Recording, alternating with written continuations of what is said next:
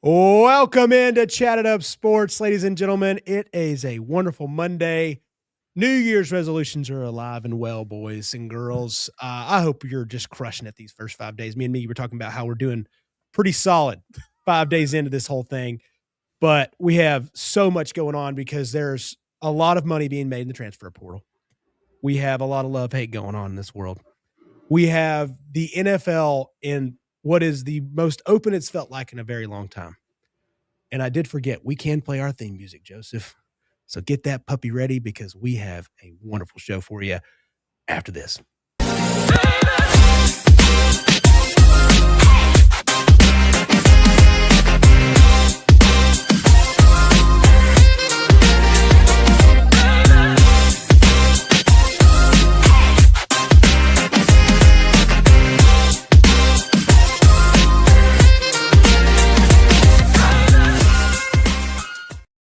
What's happening? What's up, ladies and gentlemen? Oh boy, oh boy. Roll call real quick in the side part of the studio here, which is eventually going to be awesome and better than this, but it's still pretty nice. Thank you so much, Dynamo Studios. To my right, the man, the myth, the legend, the man that just replaced a new tire in his car, Drew Rogers. Welcome back, buddy. Call that 2 tires in the car, man. Oh. Yeah. Oh. Yeah. I guess we're going to do love hate in a second. I'm not going to make that my hate because that was just, in speaking with the mechanic that fixed my car today and they didn't do an alignment check after I asked them to, man, it was a fun day, especially getting into work after the 2 straight long weekends. Man, what a Monday. What a Monday. Welcome back. A very Monday. To my left, the host of What the Truck. Oh, shut up, bro. Our local celebrity. Okay. Freight's greatest man, Malcolm Harris. What's up, y'all? What's up, dog? Happy Monday. Happy Monday, bro. Oh, give me that. Dude, y'all should have seen Miggy walking in here today. He looked like the youth pastor that got brought up to call the main service. Because, he looks fresh as all can be. I'll get out right now. He's got the little zipper on the collared shirt, but then he had the jacket over it. And I was like, what's up, Reverend? Yeah, had the AirPods in too, like I was important. Yeah. Oh, yeah. Yeah, he's the Reverend that's got an Airbnb business. That's him. This is the senior pastor that's gone away to like Indonesia to be, it's like when they make the excuse like, yo, I'm going abroad to save lives, but really you just wanted a 2-week vacation. I just wanted a 2-week vacation. Yeah, that's right, baby. Oh, that's right. Good to be here, man. Yeah, it's good to be back with all you guys. From the satellite office in Alabama, the man that does love his Aaron Rodgers shirt after I don't know if it's an impressive performance or just like a gritty, tough performance that every white quarterback should get every once in a while. Greg Larned, welcome, buddy. Hey, what's up, fellas? Happy 2026. Yeah, what an incredibly gritty performance from my boy Aaron Rodgers. And I really it was one of the craziest games last night. It was probably the hardest I've ever rooted for a team not named the Green Bay Packers. I was getting hyped last night in my bed just watching that game. Boswell missing that extra point and then Luke pushing it right. And then after the game, finding out that was the end zone in which a priest, talking about reverends and priests, sprinkling holy water over that end zone. It's very apropos. Apropos it is. Apropos. Dang. Man. That's a boy that did some journalism. And behind the camera. And then behind the camera, the college football expert. You'll make me follow that word? Yeah, exactly. Sorry, Jay. Joseph Guthrie. Yeah, follow that one, bad. Okay. Hi. That's a good word. Hi is a good word. Hi is always great. Hi is always wonderful. You can see the stack of all of the. I think he knows about that. I got no comment. No comment. The Reverend can't speak about things like that. Can't do that, man. Is that what we're doing in Indonesia? Yeah, something like that. Finding enlightenment. Finding enlightenment. Yeah. I like that. Yeah. It's the magic ayahuasca treatment. Yeah, speaking of Rodgers. Speaking of Aaron, darkness retreats and ayahuasca, baby.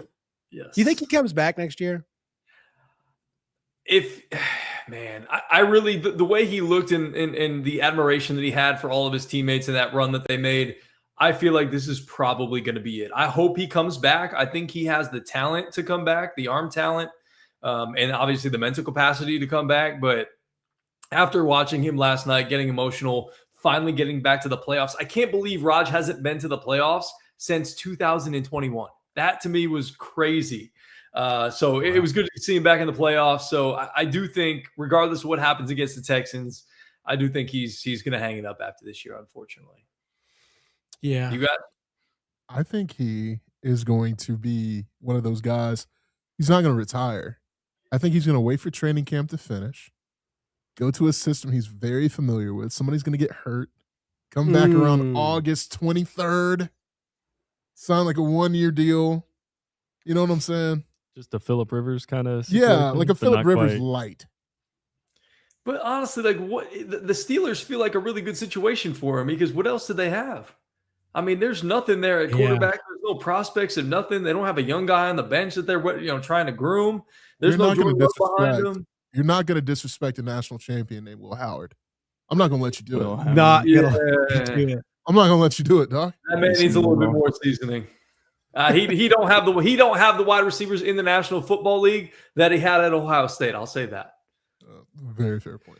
Yeah, Jalen Warren and DK Metcalf aren't not quite the same. I mean, Kenneth Gainwell got those good hands, but Calvin Austin, I mean, he needs somebody to fall down. Adam Thielen's, on his last legs in his last year. He's not coming back. Scotty Miller's nothing hit that to write over. home about. Huh? He did, yeah. He hit the over? Yeah, hit a plus 1,000 last night. It was awesome. Hey. Great way to end regular season NFL. After I don't even want to look at my stat sheet this year. Don't do it. I don't want to look at it. Don't do it. Don't care. Yeah. Out of sight, out of mind. Oh, yeah. All right, let's do a little love-hate, boys. Miggy, I'm going to start with you, buddy. Yeah, man. Love-hate for, I guess, really since the last show. My love is pretty obvious. The city of Atlanta led by Arthur Blank. Arthur, I sat in this very podcast and said, brother, I need Terry Fontenot, I need Raheem Morris up out of the city. And what happened? Didn't even wait till the end of the night. Didn't even get him out of here. I was very proud of them for that. Well, so I could cry. When that notification hit, I smiled. I have never wanted somebody to lose their job more than Raheem Morris. How often do you get to see the CEO of a football team fired? Go on, Rich McKay, get about my city. They fired the CEO. Like CEO jobs don't change very often in football. GMs, head coaches, yeah, they seem a dime a dozen. But CEO jobs, that management firm must have come in and said, everybody you have in here is awful. They're all bad. And I don't blame them. I'm so relieved and overjoyed. That is my love, that I no longer have to watch Raheem Morris coach the Atlanta Falcons. Free me from Heem Hoops. There's so much talent there in Atlanta. They fumble in the bag real bad. There's so much talent there. They said that it was quote unquote Arthur's nephew or Josh Blank, right? I think I'm saying it right. That the game against the Jets when we lost, that was a nail in the coffin. He was like, "We can run the table. It doesn't matter. It ends today." Yeah, that was it, man. That was the worst game I've ever seen any team play. I know it was dark for the Titans this year, but man, we lost to the fucking Jets. Yeah, the Jets who let the Cowboys put, I think, 48 on them. Yeah, 48 points. Yep. Yeah, and Drake London yesterday. I don't know if you guys saw this. Drake London was wide open in the end zone. He caught the touchdown and he just threw the ball down and walked to the sideline. Yeah, like that's the vision of a man who is not very happy playing for his football team and like our second best player, skill position player. So. Yeah, the funny thing about the Jets is I did not realize they didn't get an interception all year. Yeah. Wow. The longest streak other than that, 6 games. Okay. Tennessee Titans. 6 games. Yikes. So we'll talk NFL later, but that is my love. My quick hate is also NFL related. And it's also Greg related. I am so sad and I hate it for my man Lamar Jackson. Because I don't think he's going to win a Super Bowl. Because like it was wide open for him to take it. Didn't have to face Mahomes. Really just had to get through Josh Allen, and you probably would be in the Super Bowl. I think it's up for Lamar in Baltimore. I don't see a world where Lamar is playing football there next year. Oof. So I think things are about to get really interesting. I think Lamar is going to head to the NFC. I don't know where. But if I'm Lamar, I am dying to get to the NFC. So that is my hate, that I hate it for the city of Baltimore because they are about to lose Lamar Jackson. He's done. He's done. There's nothing else more to talk about. Him and Harbaugh both go? Yeah, I think you just hit reset on the Ravens and just clean house. Yeah. This is it. It's fair because if you look at the Ravens over the past couple of years, Like, what talent do the Ravens have beyond their veterans that makes you excited?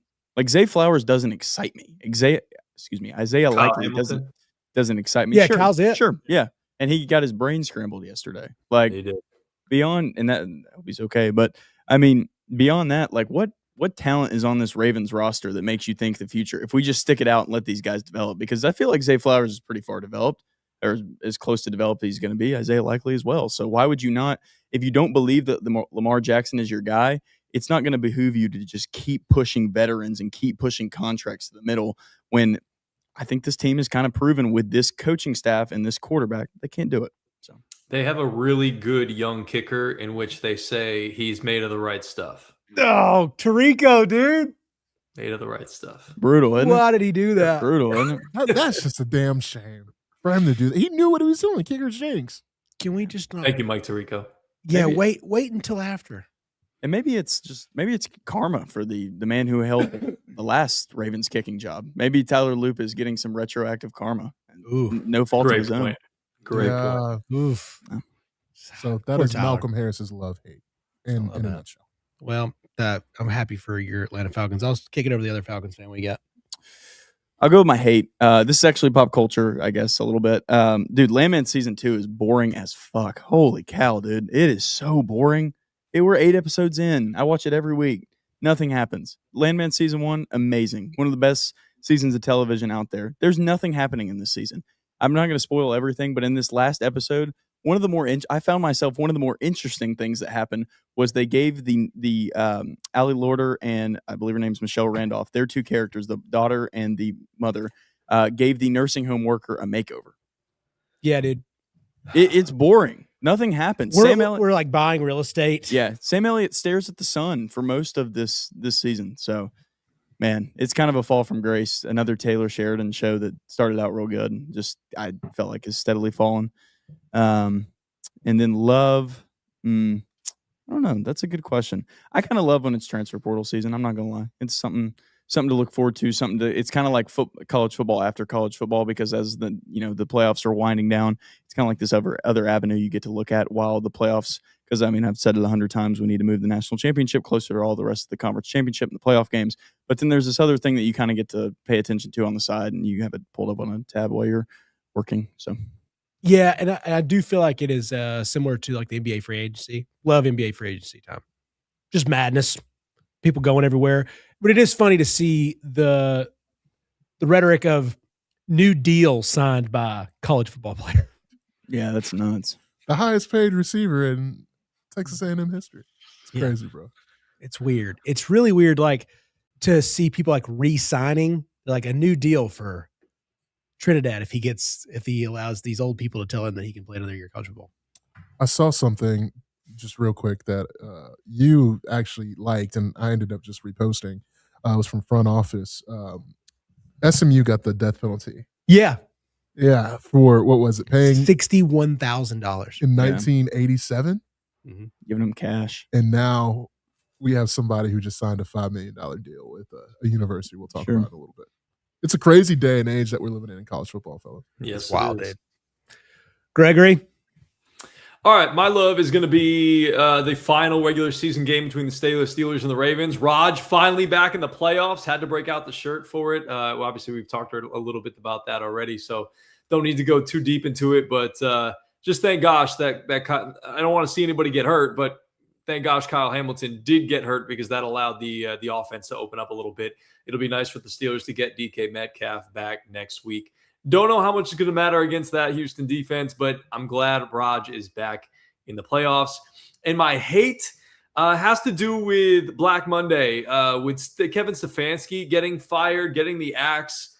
I'm not like terribly upset about that, but what I am upset about and what I hate is that the GM who traded 3 first-round picks and signed Deshaun Watson to that ridiculous contract, let me remind you, fully guaranteed $230 million, Andrew Berry gets to stay. That's ridiculous in my mind. I don't know how he gets a chance to stay. I hate that, and that's why the Cleveland Browns are the Cleveland Browns, and it's so bad. You had one of their front office members, Paul DePodesta, going to baseball, and not only going to baseball, but going to the terrible Colorado Rockies because it was so bad there in Cleveland. The Rockies. Yikes. You know what Andrew Berry did, bro? He brought What's that? aura. He brought aura. Aura.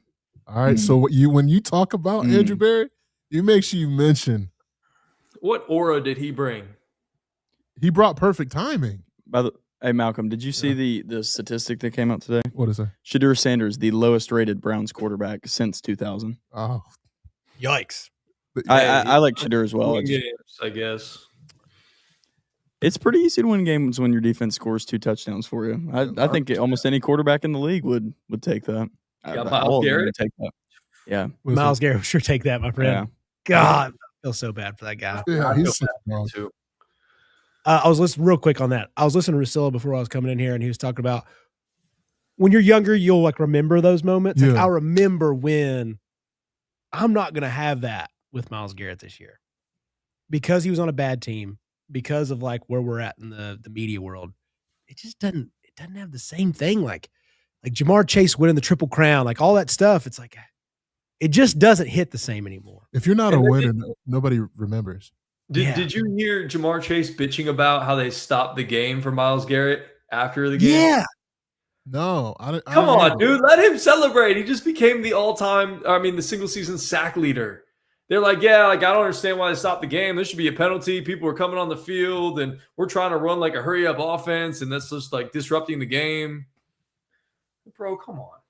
And Zach Taylor gets to keep his job. Somehow. Congratulations, Zach Taylor. Hey, he is living. I off of pray that to have Super a Bowl job appearance. security. That it Dude. does one day. I mean, that's just what the Bengals do, I guess. Dude, like, imagine if they just didn't get Burrow.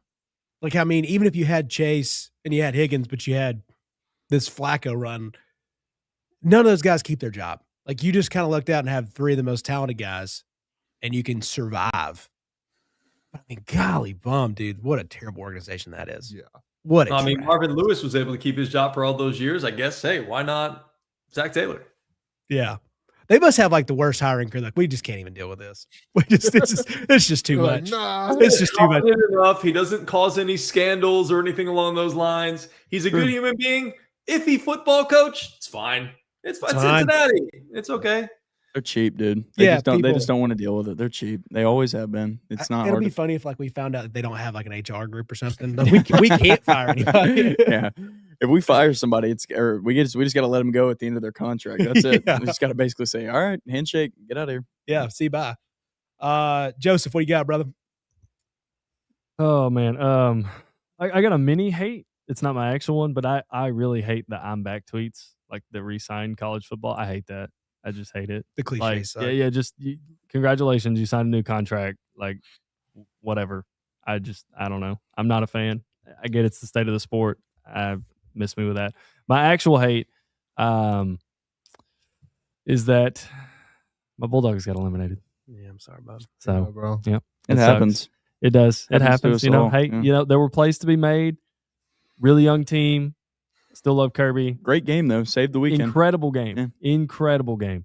But my love is actually the antithesis of that, because this is the first playoff field where we haven't had like a champion that's won a championship outside of Michigan winning theirs since like 2001. Miami's the most recent national champion, and the 4 teams left. Oregon and Indiana never won one.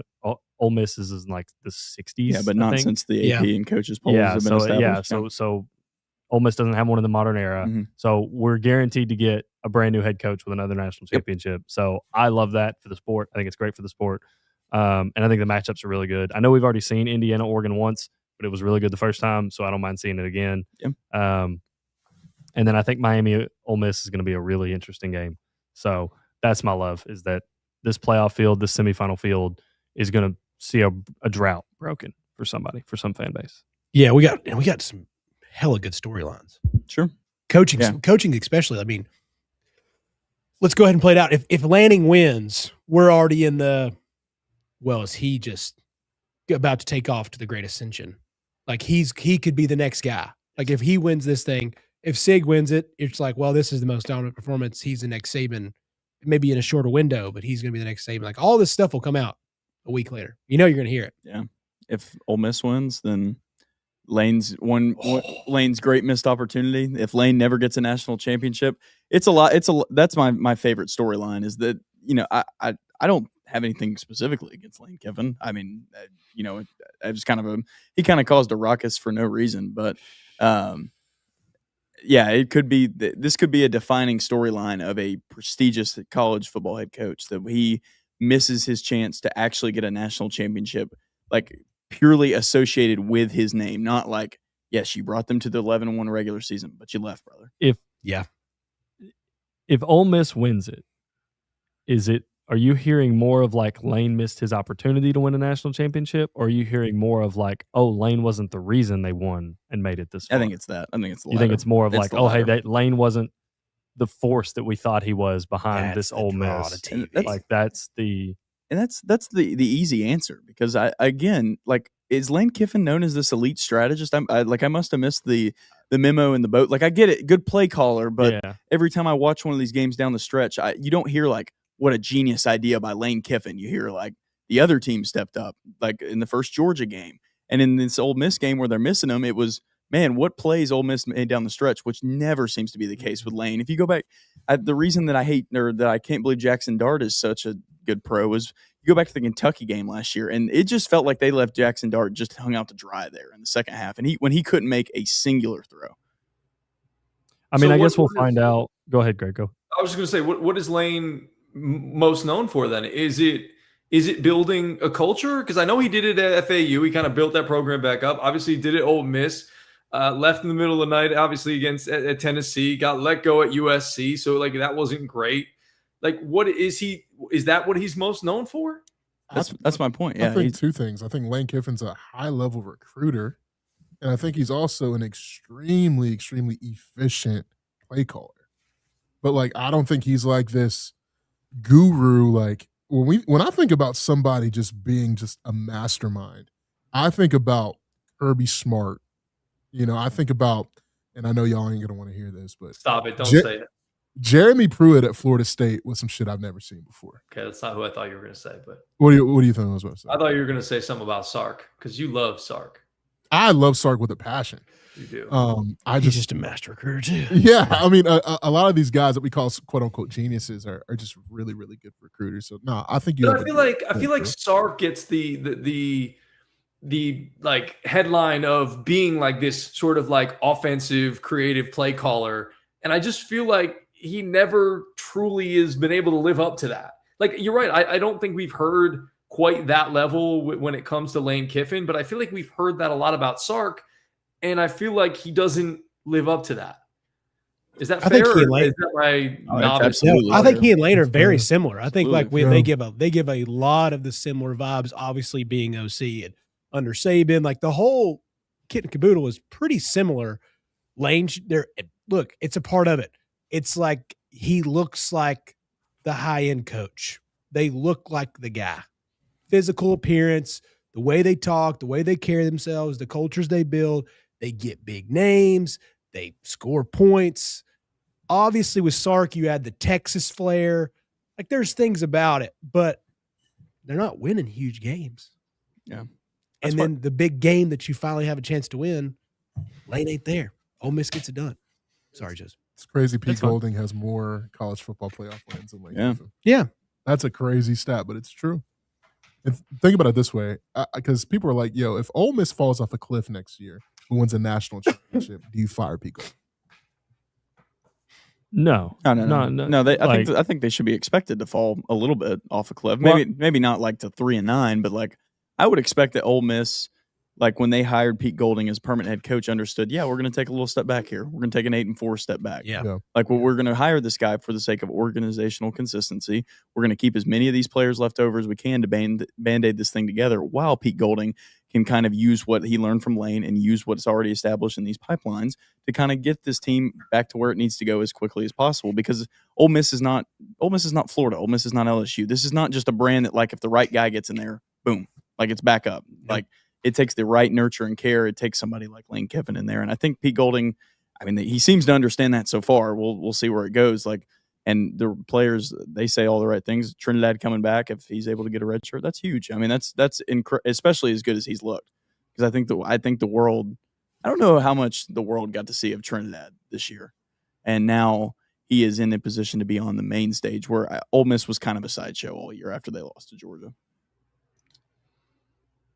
If you're Trinidad, because I do think he does want to come back. I mean, as far as if Pete Golding, Ole Miss falling off, I think it really depends on the transfer portal cycle. Like I think player retention's a big indication. Like if they keep most of their guys and they stay and play for Pete, and they can hold that same level of talent through the portal that they were holding with Lane. Yeah, I mean, I think you'd be fine if they took a slight step back. 8-4. We're not talking about falling off a cliff. I think it'd be fine if they went 8-4, 9-3, even 7-5, depending on. That's me not knowing their schedule next year off the top of my head, but also knowing that the SEC is moving to 9 conference games with 1 bye week. So it wouldn't surprise me if most teams took a step back record-wise next year, even if they got better talent-wise, because it's just going to be schedule's just a disaster next year, dude. It's just brutal. It looks like an NFL schedule. It's just brutal. You know the narrative that not a lot of people are talking about, though, that we haven't even touched on? What about Mario Cristobal bringing back one of the major blue bloods to ever play in college football? Yeah, from the dead.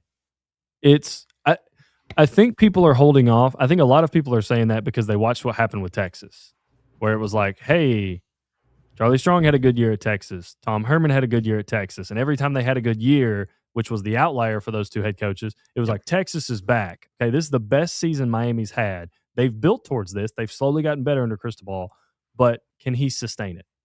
Like, can you? And now everything, I'm not implying that he can't. I'm just saying everything that we've seen so far is implying that he can. They're still recruiting at a high level, but if they miss on a couple of these crucial transfer players, what are they going to do at quarterback next year? Is Shannon Dawson going to leave? Is he going to take a job somewhere? Like, can Mario sustain it, or is it going to be, hey, you had a really good year at a former blue blood before people start stamping, oh, the U's back? Like, I think that's what. Now, some people are probably already saying, oh, the U is back. I've seen it, but Michael I think Irvin. People the one win. Yeah. I think a lot of people are holding off because they're like, we did this with Texas. Let's see what he does in year 5, 6, 7 before we're like, oh, hey, they're competing for the ACC every year. I know they didn't this year, but like the way that conference is going, they should be. I think people are waiting on that before it's like, oh, let's stamp the U is back. Yeah. And for them also, I think he's probably the biggest feel-good story out of all this because he gets the Cristobal thing off his back. Yeah. Because we said it twice this year. It's like, oh, he's got a Cristobal game. Well, we did it with the Louisville game, the SMU game. He did it at Oregon. Like, yeah, it was like, oh, we're just waiting, and we all thought. I thought it was going to happen in the Texas A&M game. Like, Miami's going to get just close enough, and then fall short. I was waiting on it. I was waiting on it in the game.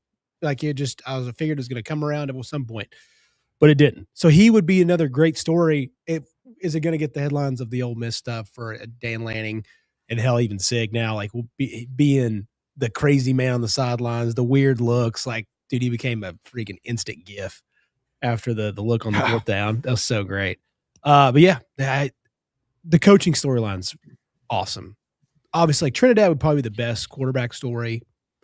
I mean, Mendoza's just a redemption. Yeah, Carson Beck redemption. It's true. If he would have got Georgia, I hate to say it, Georgia losing actually hurt his storyline for the fun sake of this thing.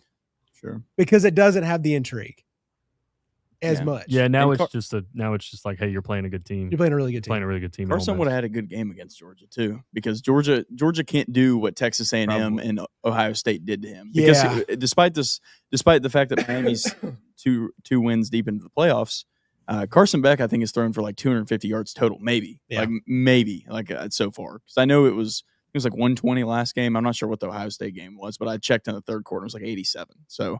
But it's not high, buddy. Yeah. It is not high. We've had some nice kick returns thanks to Mr. Tony. That has saved their field position a lot, bro. Sure. Saved their field position. And what is Mark Fletcher's mom doing? What are you laughing at over here? There's some breaking news. It's NFL related, and you're going to jump off a cliff. It's nothing bad, but Raheem Morris is interviewing for the Titans opening. Boy, come on. I personally, and I can just say it, He's a great guy. I'm gonna say it, and I don't want y'all to feel awkward. Don't even agree with me. It's because he's black and they have to fulfill the role. Hell yeah, it is. Okay, okay, cool. Is that what you're hoping? DC. Nah. Dude, if we could get if Raheem him Morris and is a Nagy fantastic came coordinator. together, I don't know, that might be fine. I do not want Raheem Morris as a head coach. Bro, We don't need any more nice guys. We don't need those guys. He's a great guy. great guy. Just And a probably for the rest of his career, a really, really good coordinator. Just 2 stops now where we've proven like we're good. Hey, How many times we said it, boys? Some guys just need to go be great coordinators, make a shit ton of money being a coordinator. Your life is great with $2.85 million being the best coordinator. yeah. Do NFL coaches have buyouts? They don't, do they? I don't know. I think I don't Carroll know got how a that buyout. works. Yeah. It just Got depends. me. It just depends, right? Yeah. Oh. I think they're certain. I think Pete Carroll. Okay. R.I.P. I'm about to say because college football buyouts are awesome. Raheem Morris probably Best loving his job life. in the country is to be a Yeah. fired head coach, dude. Because everybody's like, well, because, in a year later, like, well, he's available. Plus, you can also just go do TV and make probably more money per Yeah. year, just being a talking head on TV. If I was James Franklin, you wouldn't have caught me at Virginia Tech. He's doing it for the love of the game. True. Also, that's that's a great idiotic. schedule. It's not a terrible schedule because you have to fly out like maybe Thursday and Saturday Yeah. to on location, private jet usually, or first class, let's be honest. Good contract, but you're home. Like, yeah, it's a lot of weeks. So, it's a long week whenever you're going flying, but it's not bad. Yeah. For 12 weeks, 14 weeks. And your job is to pretty much do what you'd already probably be doing, which is just watch ball. Sure. Just be in a suit and talking about it. Yeah. Get Yeah. some catered food in. Ooh, Yeah. Oh, good cater food too. Yeah. can afford new suits. What a life. Huge side note. I mean, Okay. Whoa. huge sidebar Pivot here. us. We're famous for those. Terry Blacks is coming to Nashville, boys. If you guys ever heard of Terry Blacks, I'm gonna be real. No. No. That's dude, from, it's one of the Texas. it's Best barbecue yeah, it's like one of the best Yeah. barbecue spots Oh, in all of I thought Austin. this was a people. Yes. or No. I person. thought this was a person Yeah. also. No, Terry Blacks, famous Barbecue, we're cook. talking about barbecue. He's barbecue dog. It's coming to Nashville, and I've already thought about Let's how go. can I'll I meet be you there first. It's one of the restaurants that I would actually like try to be there first weekend. Oh, that's a big deal. Don't have the pull in Nashville to do that anymore. Mm. Totally lost that. Think there was a long shot back in the day. Yeah. I had enough like really cool people that I knew that may have been cool, but I don't think I have any shot. But it's worth it. Yeah. Super sidebar, you guys but ever- very excited about You guys ever eat at Famous Dave's while I was here? Man. I did. it. I love Boy. it. Davis. Dude, Yeah. Yes, miss it sir. so bad. I go to Knoxville. There's sometimes where I go to Knoxville just to eat. Like, I go visit people, but like I'll go to Knoxville just to eat at Famous Dave's. Yeah. I miss it. I love Famous Dave's. I love Famous Days. That Yeah. barbecue sauce was unreal, bro. I mean, like the meat platters. God, slap me in the face, dude. They're so good. Have you guys taken the trip to In-N-Out yet? Not yet. No. No, but I want to. Have you? No, I haven't. I want to. Bad. It was 4-hour wait. Hey. Where's our In-N-Out? Big, Biggie's still it's upset we also- didn't go it's to. What were you trying to go to In-N-Out in Houston? Do they have one in Yes, Houston? I was trying to go to In-N-Out in Houston, Yeah. and you were like, no. And we had something really good and healthy. Torchy's tacos. Yeah. Torch is good. It was Torchy's really not fire. super healthy, but it's very fire. It It's was bad, fire. yeah. I was cool with that. The In-N-Out in Las Vegas, I ate there pretty much the entire week. That was the lamest I've ever been in Vegas as far as food goes. Just going there, like we just basically walked around casinos, had a lot of fun, and we ate In-N-Out just to get by. That's all we did. Yeah, we love This is In-N-Out. just a meal to keep me alive. That's all this was. I ate Subway, and we had some like random bar food every once in a while was like the closest thing we had to nice. But I was like, there's 37 5-star restaurants in walking distance, and we ate In-N-Out 6 times. We are getting a Whataburger here in Chattanooga, Really? officially. Yep. East Ridge, Yep. Oh, Right next to wow. Champies. like in the next month. I really want some champions. I thought about that today, actually. Champies is good. Bro, I've been wanting some champions too. We need to go. There's also a Culver's in Hickson. I don't know if you guys are Culver's fans. It's I'm good. not. It's I like Culver's. it's good. You go for the ice cream for sure. It's on the same highway as Cane's. Has It's the Raising Cane's Cane's. hype died for y'all? No, Still never been. I really like Cane's. neither. So like I love personally, Still never been. Y'all boys never been to Cane's? Nope. You gotta I've go. been you need to find a way to go. It's good. I just don't. All right, I'm putting it on the list. I think I'm gonna make it a New Year's resolution to go in the next 2 weeks. That's like you. I got to do a resolution. I got to make a resolution. You and Han have to go together. She will not go to this restaurant. It have to. No, brother, you got Zach's you got Not the a Hannah wrong- spot. You got the seasoning fries. Am I wrong? She does it. Yeah, she does So, it. The Is fries. the sauce? The fries are better at Zaxby's in my opinion, but the chicken is better at Cane's and the sauce is there's better no at way. Cane's. Okay, so Yeah. I've always heard they have the best signature sauce. Their Yes. sauces, Cane's sauce, dude, is Chick-fil-A, incredible. Zaxby's are always great to me, but I've heard they're like elite of the You elite. like Chick-fil-A sauce? I like Chick-fil-A sauce. Compare it to a quarterback. I would say it might be. It's Phillip Rivers. I would say it was No way. That's Jordan Love.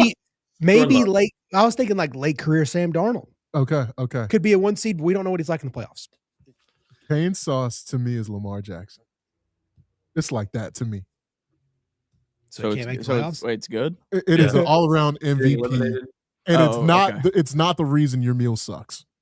Okay. It's Well, going to enhance it. That's a good I mean, shoot, like you talking about cane sauce and Raising Cane's, like the cane sauce has good pieces around it. Like the chicken, like Joseph was just saying, is good. The fries, okay, they're good. The toast is great. Lamar Jackson doesn't have good pieces around him other than Derrick Henry. So is Derek the toast then? Derek is the toast. Derek's the Derrick toast. could then be who's- the toast. So then I who's the guess. chicken? So What Exactly. if it's I like don't know. last year? But I mean, Lamar's had like some good talent around the him. before. fries are like Zay Flowers. Yeah, the fries. Yeah, are very yeah. The fries. fries are the receiver core. Okay. Okay. Yeah, know. the The chicken, chicken to is me Kyle it's Hamilton. true. Yeah. It's The chicken. Kyle Hamilton. All right. You know what? I make a resolution. I'll go right after this podcast. I will go and I'll give Okay, a listen, full Cane's but no, I live in Hickson. box go. combo, box Box combo, combo. Okay. no Yeah. slaw, extra piece of toast. Don't do them like that. Go big or go home. Get you a caniac combo A caniac? with a lemonade. Is that a word? It caniac? is. They made it. a What is word. it? What is a Yeah. caniac? Yeah. And Yeah. get Six, extra. 6 chicken tenders, some fries, and some bread, and then sub the slaw for extra bread. Get you some extra All right. toast. You All right, got to here- get extra All cane right, sauce listen. too. Listen. Yeah. Here's the question. Yeah. Is it cheaper than Zaxby's? Because if it is, It's price comparative. It's Yeah. just it's the same. Yeah. No, it's good. Like you go there and a meal is like $13. Yep. Like it's Yeah. it's. I mean, that's We're not- fast food at this point Yeah, now, you're- dude. Like you you're can't all- even get I Taco know, Bell I for under know, $10. I know. Like just to, Yeah. I'm so sorry. I got us off on this. No, no. I'll it's- give a it's like- review on the Saturday live show. I can't reaction wait. show that we're Oh, doing. wow. I'll yeah, give a we review. you have to take the toast and the chicken and like make a little sandwich and dip it in the cane sauce and like Okay. Yeah. I'll record Sorry. myself doing it. You're as such a well, ball so you guys- player. I mean, dude. Yeah, listen, but we'll send the video in. We'll just have it. Yeah. We'll have you Okay. live review. All right. Yeah, bring Perfect. it back to the house, set it down. Let's really get in after it. I want you to let's rate things as you're going. Okay. One piece All at right. a time. I love that. Yeah. I love that a lot. Great content. Here we go. Great content. Real quick, I guess. Back to love and hate. Huh? Back to love hate. Did you do yours already? No, I've not. I Holy was gonna say, 30, 40 minutes 38, on the 38 intro. minutes in, we're in to my love hate. This will be real quick. I'm actually going to go all pop culture here. I thought about staying with the Titans. I do love what they have done as far as organizational structure, but until they do something, I'm not going to do anything with them. The people are asking to come in are just atrocious. Anyways, love that Stranger Things finally ended. Thought it was a decent ending. don't say See- anything about the ending. Haven't watched it No. yet. Okay, decent ending. Just if they do the whole, there's supposed to be possibly an extra episode. Heard that today. I don't know if that rumor's true because they're like trying to do this whole spin thing about Vecna. I don't know. Questionable if they do that. I'll hate it actually if not. My hate is actually partially a love, but I hate that I got this emotional about a movie. I watched the movie Train Dreams on Netflix. And if you guys need to sob for 30 plus minutes and question the goods and bads and the ups and downs of life, this is the movie for you. It is a story of a tale of a man and his whole life from childhood up through in a time of like weird, strange technology pathways. We're going from creating your own fire to survive, building your own homes, to going through the actual building of railroads. And then 10 years later, all that work you did just gets kicked to the side because they're like, hey, here's some concrete. We're going to build bridges and make cars. So I know we're going through this strange time of technology right now, but it ain't nothing from going from horseback to cars, boys. That would be shocking. I just don't even know what I would be like. There, you can. Ridiculous. I walked all this way, and I finally get to Spokane, and there's just cars driving around. It's like, it took me 7 days. This took me 7 days. He's like, it's up in Idaho. It's based out of Idaho, so beautiful scenery, by the way. Just great cinematic shot. But it is so happy and so sad and so just like questions everything you've done, and you just want it to be so happy at the end, and it doesn't end that happy. But it also makes you just like have these wonderful questions about life. Woke up at 3 a.m. just thinking about the movie and thinking about my life. It's got a lot to do with parenthood, and just imagining yourself it puts you in the situation. Does such a good job of this.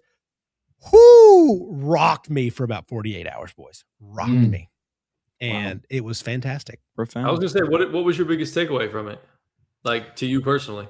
Is there any chance you guys are going to watch this movie?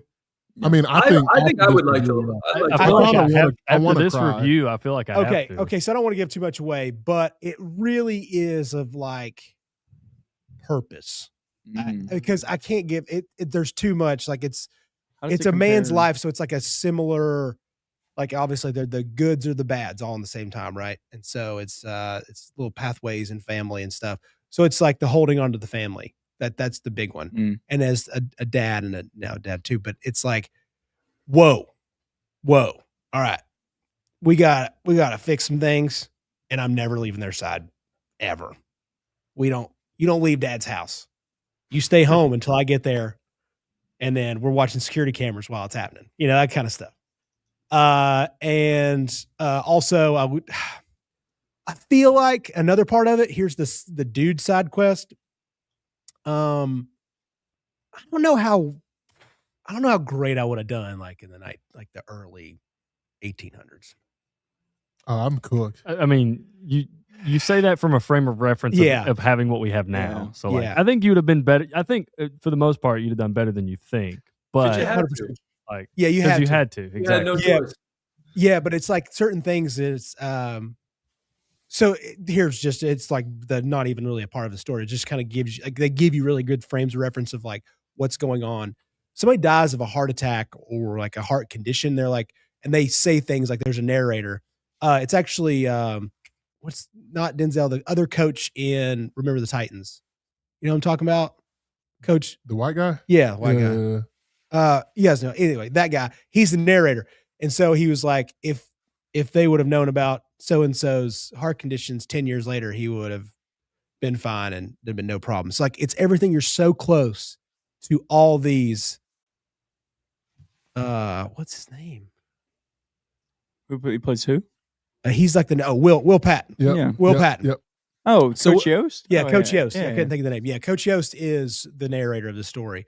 He's not in the movie. He's not in the movie at all. But yeah, it's just like it's very simple. Like it's just a one-track story. There's not a bunch of side quests. It's just like this guy works for a logging company. It's like it's the very, very basic premise of a man's life, but it's also the wonderful story of a man's life. Like logging back then, like trying to make all this shit for World War I, and these guys are just dying out there because like you can't get help in the middle of Oregon. You're like, dude, this sucks.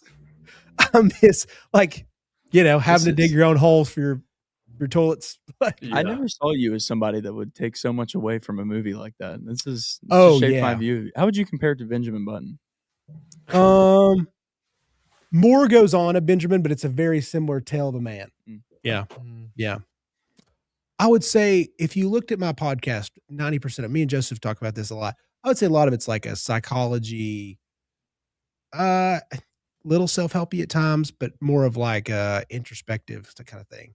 That's most of my pods that I listen to. I would say sports, I don't think any of my top 10, well, part of my take might have been, and then here. I just listen to ours just for research purposes, I guess. But Yeah. I think those are the only my top 10 this year. Yeah. Interesting. Yeah. But it was fantastic. It was wonderful. And as it really hits home as a dad. And also you guys all wanted to be fathers at some point. It'll hit home. It'll hit home hard. It's so good. It's so good, but it's so sad. Do not have any plans afterwards. If you're trying to like go out and have a good time, it ain't going to happen, fellas. You're not going to have a good time. You're just be like sitting there at the bar being the depressing guy. Hmm.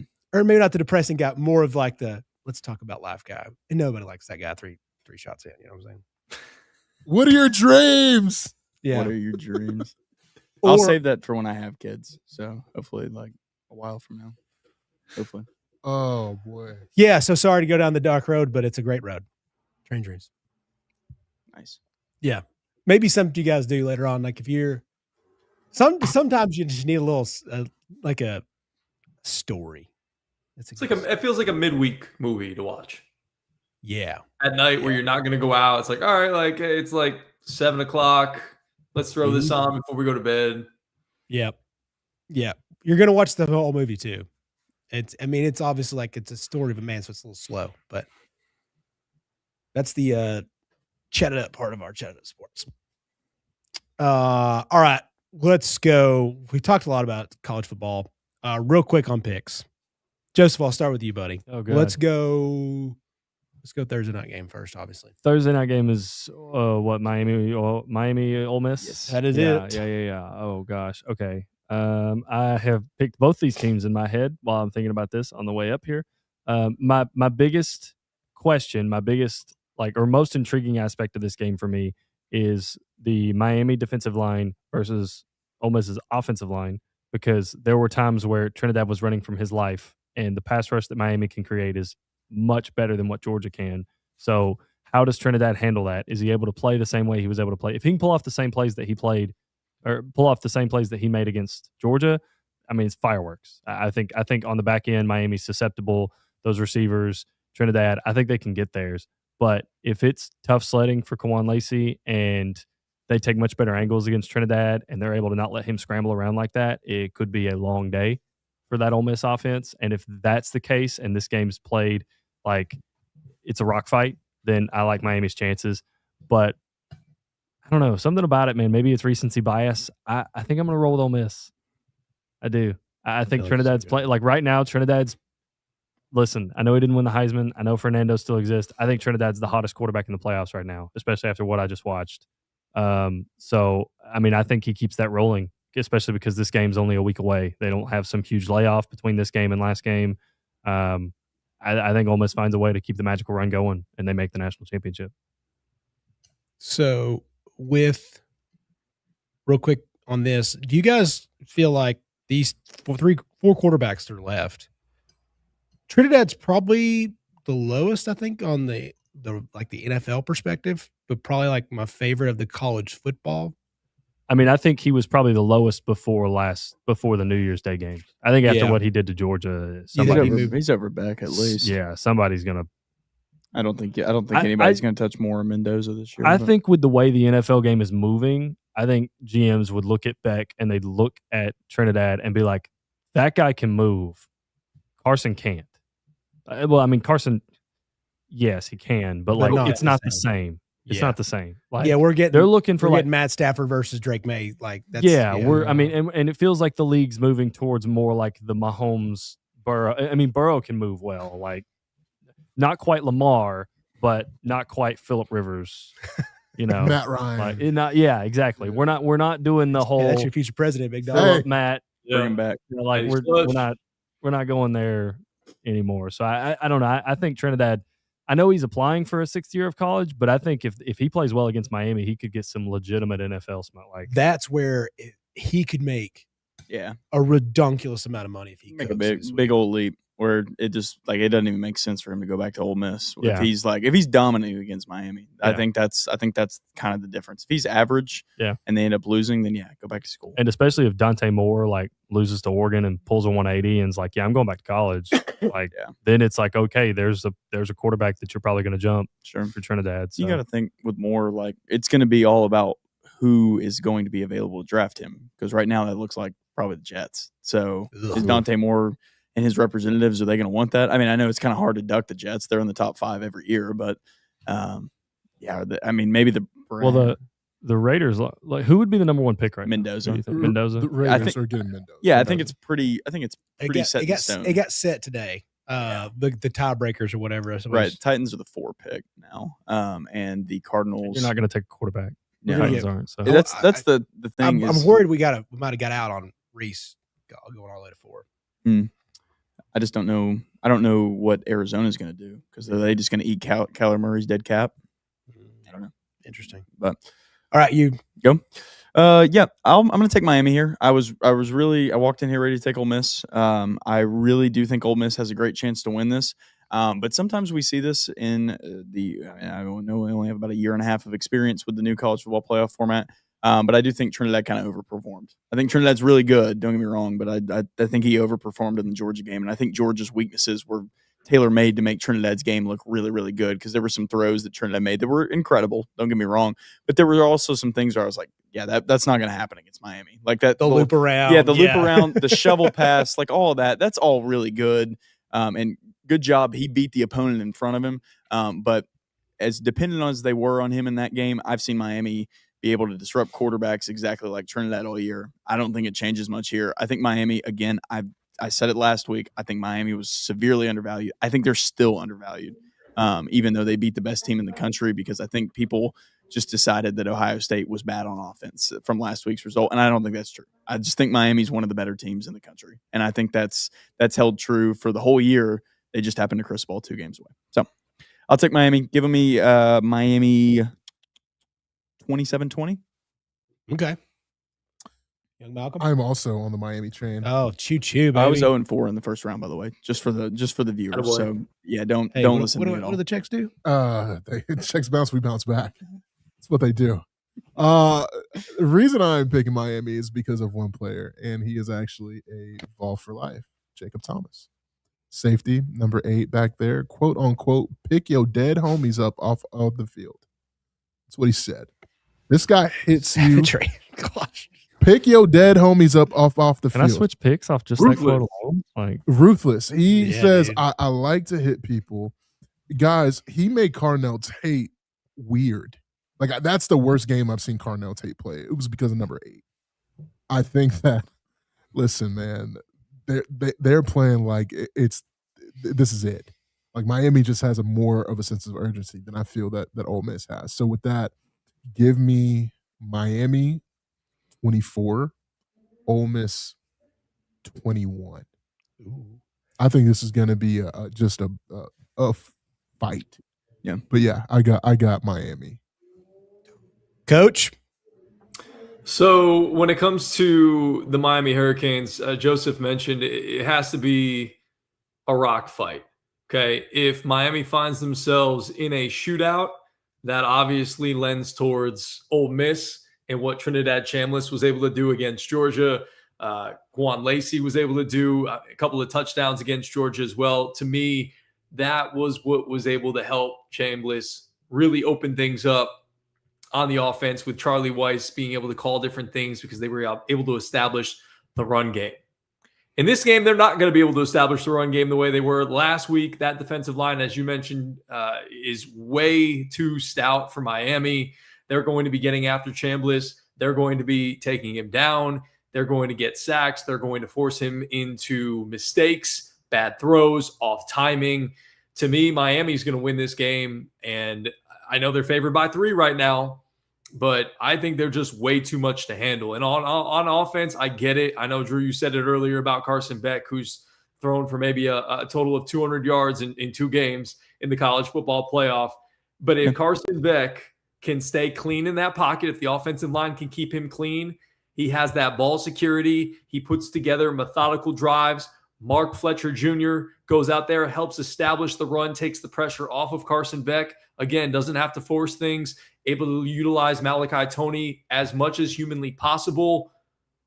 The Hurricanes will move on to the College Football National Championship. And to me, that's my pick. I think one thing that we haven't mentioned yet is that Carson Beck looked legitimately good for a lot of the season. Like, he was a good quarterback against lesser defenses, which Ole Miss is not to the they aren't as far down the ladder as some of those ACC teams, but they are worse than Texas A&M and Ohio State. Pretty. I think you can say that without worrying about whether that's the correct take. Like, yes, they are worse. And I think Carson Beck, I mean, he looked good against most of the ACC.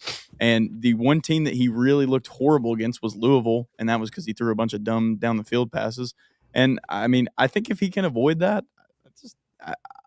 I personally think Miami comes into this game with almost every advantage. That's what I'm saying. They've got that swagger. And then the only thing they may not have that advantage of is, again, if they get into this situation where they have to go matching explosive offensive play for explosive offensive play, if the defense is worn down, if they're able to keep the Miami defense on the field, sustain long drives, hit big plays with Chambliss, like that is how Miami loses this game, because I just don't think they have enough offensively to keep up with what Ole Miss can do from an offensive perspective. Mhm. Yeah, and that's the thing is, it just kind of feels like this story is going to come to an end for Ole Miss. Like that was an awesome game, redemption story against Georgia, whole thing. All the fun narratives, like, hey, Lane gets his $500,000, yada yada yada.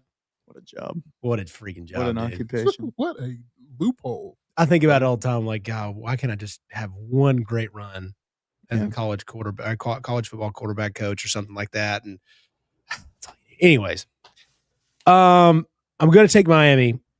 I think they stymie him up. Like, it's just these defenses right now in this college football playoff are so good. Like Miami's defense. What are we listening to here? I don't know. We got a very strange. I just heard music and I was like, yeah, sorry, I didn't mean to throw you off. No, you got I can't me. hear it. Oh yeah, it's pretty faint back here. But we got some tunes going on, dude. It's like being at the old place when they used to have sessions. Yes, that's exactly how it feels. Yes. Out to Wavelength, dude. Yeah, it does not bump as hard in here as it does over there. Yeah, we had that bass hitting right next to us back then. Yeah, give me Miami. The Miami defense and I think the Indiana defense right now are the two best position groups or whatever you want to call it. I mean, just the whole either side of the ball, those two defenses right now are unbelievable. And that just wins championships right now. Yeah. One of those two teams is going to win this thing. Shout out to my next pick. But I just do not see Ole Miss even coming close to what they did against Georgia this time. Those little rollouts don't happen. They can do that with 3 or 4 guys in Miami. Beck's just got to play all right. Quit, don't keep on not turning the ball over. That's all he said to do. Don't do dumb shit. Don't be bad Carson. He's really just got to hand it off to Mark Fletcher. Yeah. Ole Miss's run defense isn't great. No. And they got 153 against Ohio State's defense last week. Yep. On the ground, dude. Yep. And then we can see shots of his mom in the stands. Are we unanimous, Miami? Ooh. I picked Ole Miss. Yeah. Thank goodness. God. Yeah, because I would have faded. Picked Ole Miss. Yeah. All right. Next, Indiana. I already said it. I'll take that. I love Dan Lanning. He's my favorite coach in college football. If I could pick one guy to play for, it's probably him. But I just think this Indiana team is a freaking buzzsaw. I'll let somebody else take the F word if they want it. I already took it. Sorry. You did? Yeah. Snuck past Talking me. about Landman. Yeah. I didn't even hear it. Yeah. No, What did you say it on? The Landman thing. Oh Talking yeah, about his Landman. board. You got the Landman one. Yeah. That's a perfect one. Yeah. For that, by the way. Yeah. Good call. All right. So Indiana, Malcolm, the man with the football. Yeah. I'm just gonna double down real quick. Yeah. Kirk Cignetti, it's time. Indiana. I got him. I know they say it's hard to beat a good team twice. Dan Lanning. I mean, yeah, bro. It ain't. I don't want to get chastised again and called a fat Teddy Graham. Graham. Dude, some of those. Bro, they were so mean, bro. Like I The hate picking against Oregon because we're gonna clip this up, put it on, and they're gonna be like, "Cancel the fat bald guy, bitch!" Like, no, like I can go against your team and be fine. Yeah, they said we needed to get a new black guy. Yeah, I was like, that is egregious to say we need to get a new black guy. Like, my name's Malcolm. First of all, second of all, what on all platforms? Second of all, like, man, like I did not think Oregon was going to win the game. Now, do I think Oregon can? Yes, I think Dante Moore is a really, really good quarterback, but I just think that Cignetti has these boys dialed in. They just tore apart a really talented Alabama team. And I think that they can tear apart a really talented Oregon team, especially now that they have film. Yeah. He prepares better than anybody. They have film. They played these boys before, and they're only going to get better. Give me Indiana. I yield back to the. Also, real quick, too, I heard something from Mike Caddick. He's Barstool guy now. He played for SIG. He was offensive lineman. I think another thing that actually helps is he's like, oh, SIG has very short practices. He's like, we never had one over like 2 hours. Never. From start to finish, like walk through everything. Really? Yeah. He's like, dude, we're in and out of there. Hour and a half a lot of times. Hour and 45 minutes. It's just like not a lot of full pad practices. And, it's funny because, you got T-Bop that's on there, and he's like, dude, Les Miles made us practice for like 4 hours. Full pads 5 times a week. He's like, dude, it was what that guy's up to these days. Yeah, and he's like, wow. So no Bloody Tuesdays are happening in Bloomington? No, dude. No. And they just like, they're all pretty well rested, and you can see that on game day. So that was a fun additive. I was like, that kind of makes sense. As physical as they are, they're juiced up, ready to go every week. All right. Coach, we'll go with you. All right, so look, I am going to pick Indiana as well. They just seem like a finely tuned machine, and I know Oregon, they went to battle last week in that game against Texas Tech and shut them out. But let's be honest, Baron Morton is a little bit different of an animal than Fernando Mendoza. Obviously, the Heisman Trophy winner, a much better offense. I'm not going to go out here and make a statement saying they're the much better coach team. Texas Tech was a nice story this year, but Indiana seems to be almost a team of destiny this year with their undefeated record. I know they beat them in Eugene earlier this year, 30-20. And for me, when you look at this Indiana team, everybody wants to talk about the offense, and obviously so. They've been explosive, 40 points a game. The whole thing with Mendoza was the Heisman Trophy winner, the whole thing like that. But the defense has been stifling teams as well, holding foes to under 10 points per game. Last time against Dante Moore, they forced 2 interceptions, 6 sacks as well in that first meeting. So they're going to affect him. Moore's a really talented thrower of the football. He's got a good arm talent, the whole thing. The offense is good there. And Dan Lanning, an incredible coach to play for. I love watching him. But to me, this Kurt Cignetti-led team with Indiana, as you guys were just talking about, it just seems like the team of destiny. They're going to get to the college football playoff, and they're going to play another good story, bringing the U back in Mario Cristobal's Miami Hurricanes. All right, Joseph. Drew. Drew wants go it? ahead. Oh, you want me to go first? Yeah, go ahead. Yeah, because you're going to be on the island. Is that it? Yeah. Joseph Island is On the island. Yeah, baby. man. what a difference maker. Yeah. I'll compare it. I think there's a great scene in the recent Landman episode. The mother's she's at the roulette wheel, and she says that's why everybody loses this game, because they don't have the stones or the stack to stick it out. And so I was wrong about Oregon last week, but I'm not going to be wrong 2 weeks in a row. And I'm going to bring the stones and the stack. Indiana's going to beat Dan Lanning and the Oregon Ducks. I kind of overrated Texas Tech. I think that's where I ultimately landed. But Indiana's already done this once in Autzen. And again, if Mendoza doesn't throw that pick six, that game is not very close. So I don't see any reason why on a neutral field, when Indiana's the hottest team in the country, why that's going to change today. So Indiana. Where's the game at? No, I think this one's at Hard Rock. No, National Championships at Hard Rock. Chick-fil-A. No, this one's in Atlanta. It's in Atlanta. It's Atlanta, that's right. Atlanta. Yeah. Yeah, okay. And then the other one's I was in, getting Glendale, and I couldn't Glendale, remember which one. Yeah, I'd say 31-17 Indiana. yeah. I think it's actually very similar. I think it's 31-20. I'm going to go 24-17. G. I don't know if I can give a score, so I'm just going to go and I'm going to stick with Indiana winning. All right, Joseph. All right, dude. Put us on an island. I'm here. putting myself on an island, man. Listen, I've watched a couple of rematches this year between teams that I felt like are decently close to each other. One being Georgia, Alabama. That game, again, I know people will talk about players Alabama was missing, but that game went Georgia's way. Georgia, Ole Miss. That game went Ole Miss's way. I think you glean a lot from your first matchup when you play a really good team. And I think it shows you a lot about who you are as a team. And for that reason, I think Oregon might find a way to win this game. I think they're playing really well. I think the way that they saw that defense with Texas Tech, they're playing a defense that I think is on par with Indiana's defense. You can take it either way if you want to say which one's better as a unit. But I think Oregon kind of playing a couple of games in a row. Indiana played. I know it's a really talented Alabama team, but that was a shell of an Alabama team. Yep. It just felt discombobulated. They just felt like they were kind of all over the place. Not to take away from Indiana. That's less of an insult to Indiana's win and more about the state of that Alabama team. But I don't know, man.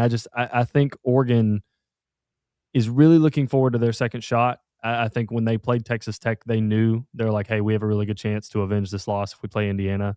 And I think that's going to make a difference. I think Dan Lanning will prepare. I think they like the whole chip on their shoulder thing. It feels very culturally synchronized with Dan Lanning and how he wants that team to think. So I think they find a way to do it, but I think it's really close. So give me Oregon 31, Indiana 30. Ooh, give me just great instant game. classic. Yeah. So, Another one make me happier. yeah, That would be just instant classic on ultimately Friday night. what we want from these semifinals is the best experience possible Yeah. because there's only one game left after this, and it's on a So- Monday. and it's a week and a half for from some here. reason. Yeah, Who would we want, like, as far as from viewership purposes, not who you think, like from viewership purposes and like for the nationals, like who do you want? I mean, if we're talking about if we're talking about fireworks, dude, Oregon Ole Miss would be electric. Most Like- points, probably. If don't get me wrong, Indiana Miami is going to be good, but that's going to be the Big Ten title That could- game. that That, could be might be 14. like 6-3. I Yeah. mean, we might be get like 3-2 if Indiana Miami play each other. I think Oregon Ole Miss, and not just because I picked that as who I think is going to make the national championship. We're doubling down. I think those teams would be electric versus each other. Personally, Yeah. I think anything with the U branding on it is going to sell more than any other team. I just not that I'm not sure I want Miami to be the national champion this year. I just don't think they deserve it because seriously, we're in a Virginia ACC championship away from Gosh. Miami not making the college football playoff. okay. Listen, I Oh, get you're boy. saying that. Okay, I get you're saying that, but like, is that Miami's fault or is that the ACC's fault that they allowed a 5-loss team to make their That's I Conference mean, sure, it's the championship game, ACC's like- fault, but it's Miami's fault for losing to SMU. You know and what? Louisville? You want to lose to Louisville on a weird Friday night game where there I is some kinda get spooky, that. some spooky stuff was happening, but they just fault. lost to SMU on a Saturday at noon. Like you just can't do that. That is Miami's fault. Notre Dame, on the other hand, as much as I hate what they're doing, Notre Dame lost to two teams that were in the college football playoff. Yep. So One of them was was the Miami. Virginia So loss you- away from- Yeah. you can talk yourself in circles, like trying to Yeah. come out of this. But I think anything with Miami branding is going to be great. And I truly, Greg, you mentioned it, Team of Destiny. I do think people want to see this Indiana team finish it because as much as I saw this year that people really didn't want to root for the Vanderbilt team, this Indiana team is like the light side of that coin, like where Yeah. the people or the team that's traditionally awful that people actually want to see come true because they got Cignetti, they've got Mendoza, he's a watch dude, man. He's that interview if he won a national championship would just I think the Man. social media part of him is huge. Yeah. Like as a casual, like dudes that just watch ball every once in a while. I think Mendoza's kind of taken off enough now where he might be like a reason people are like, well, dude, I gotta watch my Yeah. guy with this post game interview. I hate to say that, but it's just the way Yeah. people watch now. sure. I don't even know what Dante Moore sounds like, and I know what Mendoza sounds like. So That's a I think fact. that does play into I mean, consideration. it's like in our family group chat. You know, like we got some people like that watch a lot of ball, but we got a lot of people that just casually every once in a while tune into a Tennessee game. And that's it. But the Mendoza thing is like, you know, my brother-in-law's like, you guys got to watch this interview. This is tough, dude. And so it's funny, like getting the aunts involved. They're like, I love Mendoza. Like, you know, they love him because he's a sweetheart. Everybody loves a good sweetheart, Yeah. you know, but it's kind of like Derek Carr. Like it's very Derek Carr-ish in the fact that he'll just walk up to the podium. He won't clean up. Like it's not dirty language. It's just like he won't clean up his mannerisms or anything. Nothing. He just walks up there and says what he feels. And the same with, Genuinely 100%. same himself. with Derek Carr. It was the And exact. And hey, I love him. Mendoza's going to the Raiders. So Derek Carr 2.0. Godspeed. The more things Godspeed. change, the more they stay the same. All right, Joseph. Let's pull up the bracket for the NFL. Let me find a. Yeah, Are we- give are we- us- are we find out, picking a better this? graphic here? But say that might take just. Well, yeah, we way, might have way to too quick. long. We might have to like. Let's go through like the snoozers. Let's go. The snoozers. Let's go through the snoozers. All right, Greg, you came up with a good idea here. Give us some snoozers, and we'll pick those real fast. Snooze fest games. Okay, for the NFL. In the AFC side, I don't know about you guys, but I'm kind of snoozing a little bit on Patriots Chargers. I'm just not like really excited about that. Justin Herbert's been banged up. I know Drake May is the shiny new toy. They're not utilizing Travion Henderson enough. Ramondre Stevenson's been there. You know, Mike Vrabel likes to muck games up, and I think Harbaugh's sort of the same way. So to me, I could see this sort of being sort of an ugly game. So personally, for me, I'm snoozing a little bit on this game. I could see that. I could also see the other side of the coin where this is like Justin Herbert off a little bit of rest and Drake May who gets snubbed for the MVP. Like I could see this as like a real rivalry going forward with these two young. I mean, Herbert's not young anymore, but he is still. Justin Herbert's in his prime. Drake May is seemingly peaking. Yeah. But yes, the Chargers scored 3 points this week, so that needs to be. And that was with Trey Lance. But that was with Trey Lance. Well, sure, but still, you scored 3 I points. forgot he was on that team until this week. Yeah. I was like, oh yeah. Exactly. Well, Like, and the Chargers have been held under 10 points before this year, so. Well, that's the thing. Like they should be so much better. Like Herbert should be a great quarterback, and you see flashes of his greatness. But then there's other times where you're scratching your head, like, what the is this guy doing? Yeah. Like, sure. He's not that good at. He's like he's supposed to be good at football, but sometimes he's not. Yeah, not even being dramatic. Not even being dramatic. This is a Justin Herbert legacy game, to me, in my eyes. He really needs it. Like you don't have a playoff win. If Drake May, who was drafted in 2023, gets one before you, I've had enough. I'm pulling the plug on Justin Herbert on a team that rebuilt in 2 years. He's not getting it. There's no way they're going into across the country in Foxborough. There's no way Mike Vrabel is going to let them win that game. Then what are we paying you $50 million for? Exactly. A year. To be really handsome. Exactly. Yeah. And I know everybody. I know Herbert's polarizing, and everybody makes excuses for him, but he does not have Joe Alt or Rashawn Slater, and he hasn't had him the entire year. That's the most important offensive line position in the NFL. Yeah. They're paying Rashawn Slater the most money besides Justin Herbert. Joe Alt will be soon to follow after he gets his rookie scale. So I will say there is, and Justin Herbert also has a broken fucking hand. So yeah, dang it, I did say That's all right. Yeah. All right, real quick, go around the horn. Greg, we'll start with you, buddy. What are we doing? Picking? We're just gonna pick real quick on the snoozers. Okay. Well, wait. Just this game? Yeah, real quick. We're gonna pick this game. You're gonna pick our next snoozer. We're gonna. Okay, I got you. I'm going with the Patriots. I'm going with the Patriots. All right, Drew. I'll take the Chargers. All right, Miggy. Chargers. They better win. Ooh, I was not expecting that. All right, Joseph. Pats. It's cold weather. Pats. Round the horn, baby. Go Heels. Go Drake May. Probably doesn't need to get the MVP, but I want to give it to Stafford just because he's an old guy. But I think Stafford will get it. I think he just because people like him. It's a you lifetime. Can't you can't not give it to the guy that has 42 freaking touchdowns. All right, next snoozer, Greg.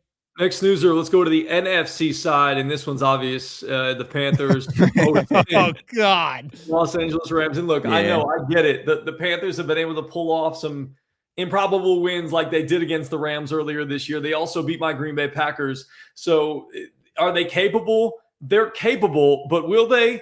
Absolutely effing not. There's no way if you're going to tell me Matt Stafford is the MVP of the league that he's going to allow the Carolina Panthers to beat him twice in a season. So this one I'm snoozing on. I'm sorry, Dad. My dad's a big Rams fan. I'm going with the Rams, but I don't have a whole lot of interest in this game. Yeah. I'm so happy they put this at the 4:30 slot on Saturday. Yeah. Oh, my goodness.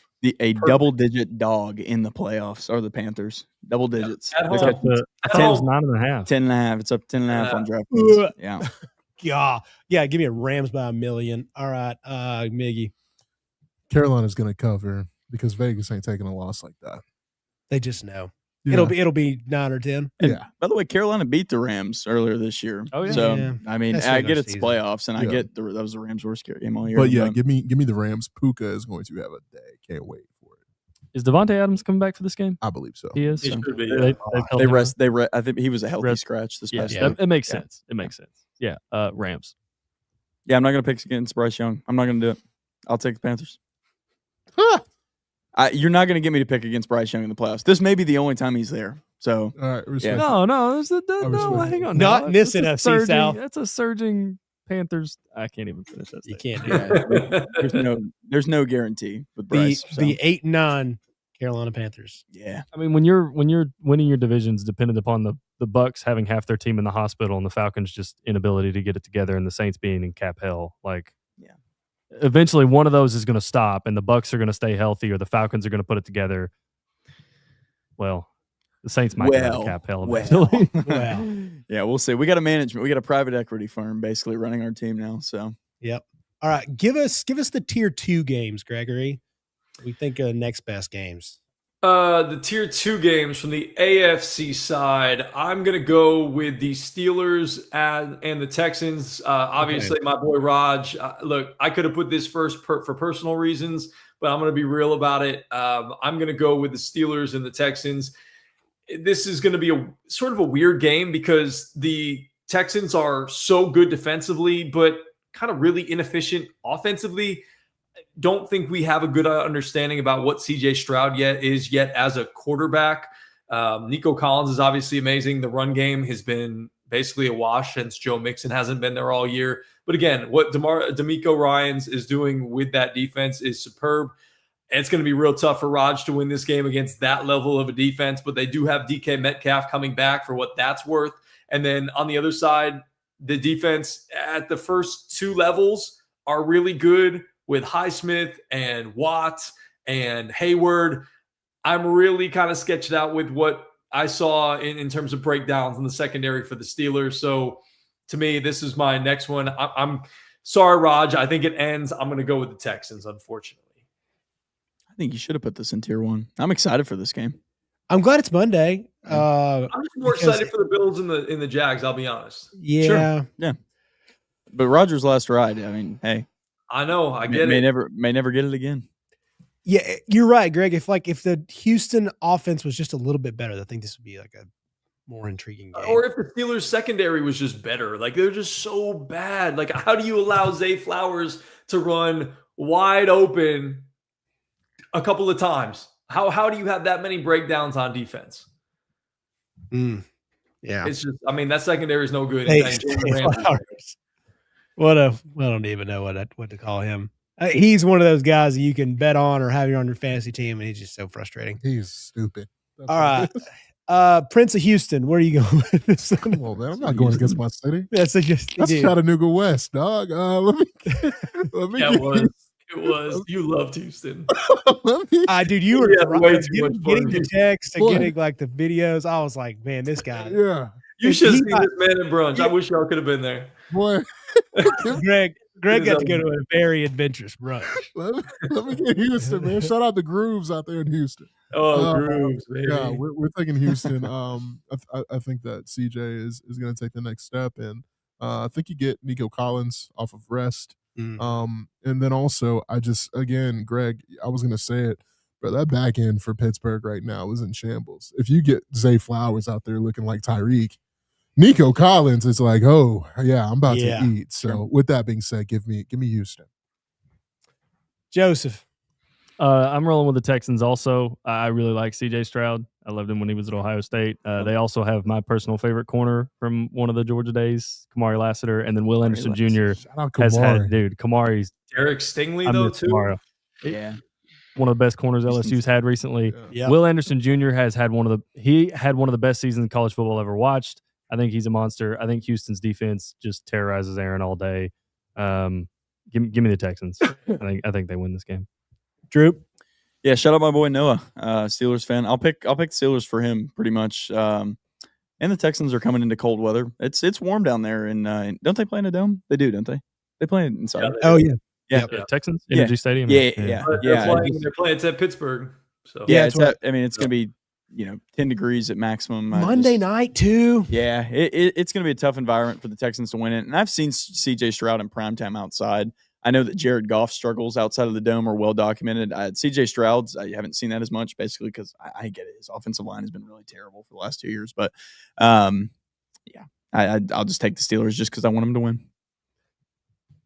All right. I'm actually hold on. I'm actually thinking about it. I may do what I did in the Miami game. I think I'm going to do it again. I think I'm just going to not have a sack. I think I'm going to pick Houston because it's the right move to make. Despite me wanting to pick Pittsburgh, I can't say that properly, but Houston's defense is the best unit in football. I don't think there's a better offense. There's not a better defense. Houston's defense is so good. They have to win this game. Like Rodgers made it out alive. Great story. You win this, you win the conference. Have a good run. See you, bye. That's go off and sail off in the sunset. I'm sure he's going to start a podcast. It'll be great. We'll all watch the first 3 or 4 weeks, and it's going to get really weird. Sail off in the sunset, big dog, because Will Anderson, the boys are coming after you. It's going to hurt. I heard he's just going to disappear for a while after playing. I don't think he's going to start a podcast. He might jump on with Pat every once in a while, but I don't know if he's going to start a podcast. Didn't he say that's what he was going to do? Was just kind of like drift into. Oh yeah. He did. He's like, I'm going to go into the darkness for a while. Yeah, I can see that. He'll he's got he's got amazing places out in California. Yeah, some of those houses are awesome. I love those. I think he was building one in Franklin, Tennessee at one point. I'm sure I can say this because I'm sure it's not a very big. I think it's a nice little tax purposes thing. I think like rental property. We're gonna. He's an entrepreneur. No, it's got to be primary residence. You know what I'm saying? Franklin's gonna be his primary residence, but he's gonna fly out to California sneakily on that private jet, and live out in his home out there. But also, he's definitely. I mean, he's Austin, Texas to the max. He'll move down there. He's got a bunch of buddies. I think we'll see Rodgers in about 3 different places. We'll see him enough in Franklin. I think it's like the Paul brothers that live in Puerto Rico all the time. I think it's going to be very similar to that. We're going to get enough content of Aaron. Oh, I saw him in Franklin. RS can't get that money. You know what I'm saying? Yeah. All right, let's go over to the NFC side again for our second tier game on that side of the bracket. I'm going to go Eagles and the 49ers in this one. Yeah. Look, the Eagles are home. They're favored by 4.5. To me, there's so many deficiencies, specifically on defense for the 49ers. Bosa's not there. They can't get a pass rush. They just lost their starting linebacker, Bethune. Fred Warner's not there. Christian McCaffrey's been able to stay healthy all year. Brock Purdy has been really good over the last couple of weeks, not last week against the Seattle Seahawks. I get it. Kittle's been fun to watch. I get it. Mac Jones even steered the ship for a little while. But there are too many deficiencies specifically on defense for me for the 49ers. So for that very reason, I'm going with the defending Super Bowl champs. Give me the Eagles. Fly, Eagles, fly. Malcolm Harris. Yeah, there's not a chance in hell I'm picking Philadelphia.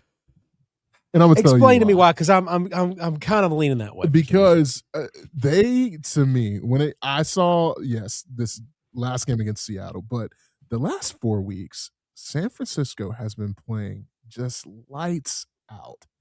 Brock Purdy, to me, is one of the top 10 quarterbacks right now in football over the last 4 weeks. Like, he has just been playing amazing. I don't know what bad juju or sacrifices that they made for Christian McCaffrey to play all 17 games again. Do not ever take this man in fantasy beginning now for the rest of the time. It was Fred Warner. Was it Fred Warner? Was that the sacrifice? It had to be. Because him and Bosa, maybe. the usage that CMC has, Kyle is basically saying, I'm willing to end your career to save mine. So with that being said, I think this is the last hoorah. Give me San Francisco and an upset. I do not think Philly is going to have a good offensive game plan. I think Robert Saleh is absolutely going to just be a terror on Jalen Hurts. And quite frankly, I think this is the end of the Eagles constructed being A.J. Brown, Devontae Smith, Saquon. I think somebody, A.J. Brown, is getting moved. I think this is it. They call offensively, they do not call good. It's just not a good, cohesive offensive game plan for Philly. It never feels like it is. Like, it just feels like, all right, we got athletes, throw it to 11. Oh, 6 is wide open. Dallas Goedert, that's great. Saquon, get you 5 yards. Like, I know it's going to be run, pass, tush, push, tush, push, tush, push. That is a game plan.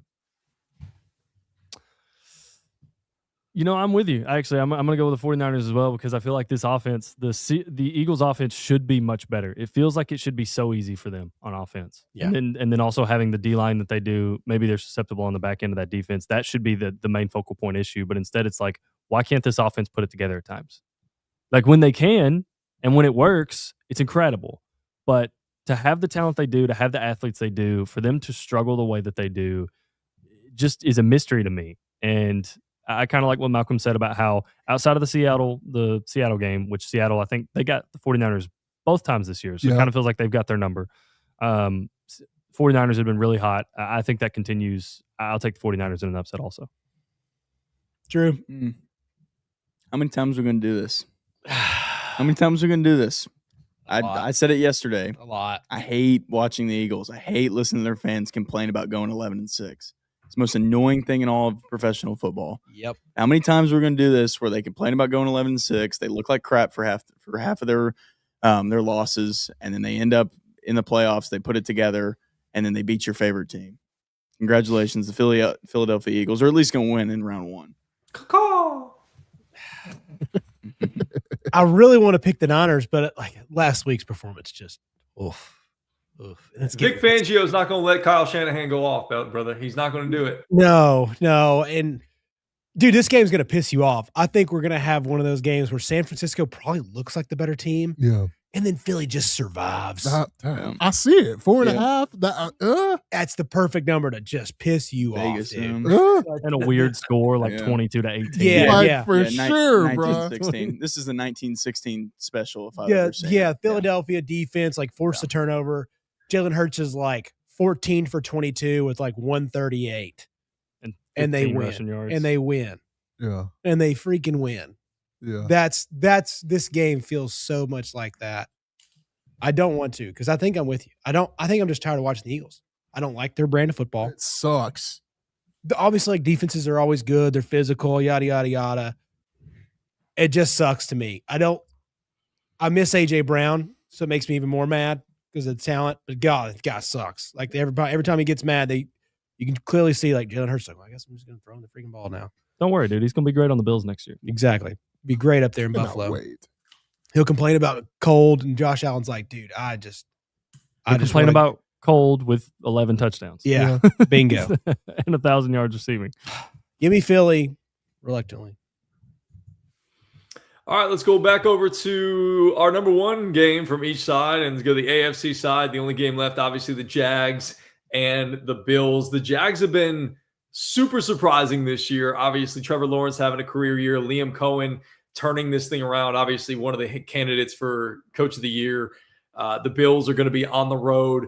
Josh Allen, good year on the football field. Great year off the football field. Haley Steinfeld. That's right, baby.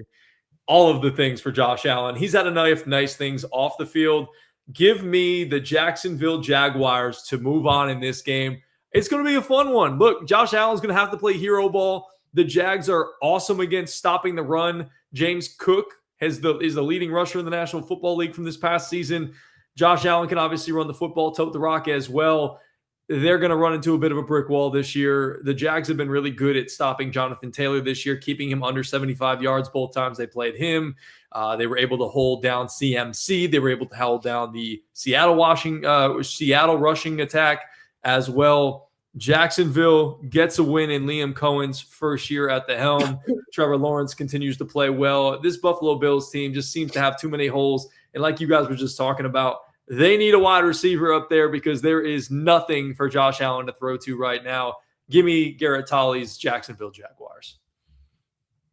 Yeah, that guy. Shout out to Man, I want to take Buffalo so badly. And the reason I'm doing it is because I believe in superstars. And Josh Allen is the only superstar that I see left at the quarterback position on the board right now. I'm talking bona fide superstar. No disrespect. Not a Drake So May guy? Drake May is He's not. not a superstar. Yeah, I wouldn't say superstar. He's not a superstar. Not yet. He's I not. wouldn't He's say not. superstar. There is Yeah, no not yet. other quarterback that is better. Not a Matthew Stafford guy either. I love Matthew Stafford, bona fide Hall of Famer. He's better than Aaron Rodgers if he wins another Super Bowl. Would you say that Puka is a?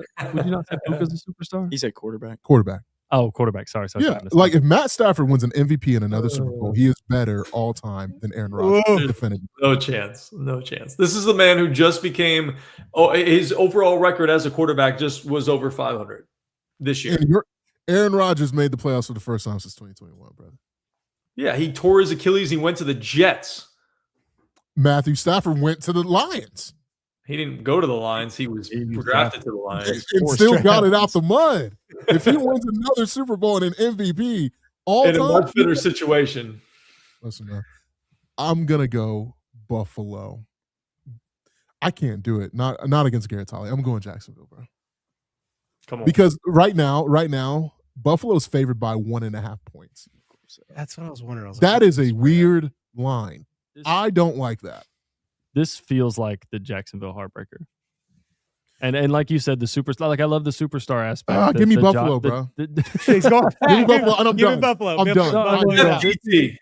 This is the classic. Like this feels like it's the same game that we opened the season with Josh Allen against the Ravens, where like they're down by 17 and there's 2 minutes left in the third quarter, and the next thing you know, he's throwing some unbelievable pass to Khalil Shakir, somehow catches it in the end zone, and they win by like 3. But I don't think that's gonna happen. So, Yeah. give me Jacksonville. Okay. I think this is the story of hey, we went out and got our quarterback and number 1 wide receiver in Jacoby Myers, and look how it paid off for Trevor Lawrence's game when he also has some supplemental wide receivers and a number 1 guy who's allowed to be a number 1 guy with Parker Washington. You're being not one of gonna- those supplemental Parker guys. Washington He's been is a- absolutely is a balling goat. this year, dude. Dude, And it doesn't help when like you have a guy that you can see what BTJ does when he is the number 1. He doesn't have to be the number 1. I know he's had kind of a down year and he's been kind of a ghost this year, but this would be the perfect time for him to emerge. It feels like this is the game where it finally hits Buffalo, where it's like, hey, Josh isn't going to be able to do it by himself, even though all these other times he has. If you really want to win a Super Bowl with him, get him just a little bit of help. He doesn't need much, just a little bit. Just an A.J. Brown, even a T. Higgins. I'm not saying they go get T because I know he just re-signed with the Bengals, but like Josh needs somebody to throw to. And I think in this game, Trevor has more weapons. Give me the Jags. Yeah. Oh, this is the best path for Josh. This is it. This is it. This is it. This is the time. Neither one of them beating like great teams. No, I they're mean, the bad Bills- team merchants. The Bills beat the Pats. But I mean, is the Pats record Yeah, They're bad team fluffed merchants. by, yeah. Yeah, They're definitely they're the like They're the legit, bad team like merchants. legit That's fair. the worst That's fair. the That's worst fair. strength of schedule I think, in That's like fair. the last 25 years. That's fair. But Jacksonville kind of on a freaking tear. They won 9 games. I know the one they have this like crazy point differential, Yeah, bro. like all the fun stats. Yeah, bro. They're freaking good, dude. This is a hard one, but I've watched the Bills. I watched Jacksonville. I'm picking Jacksonville because I just don't think the Bills are very good around Josh Allen.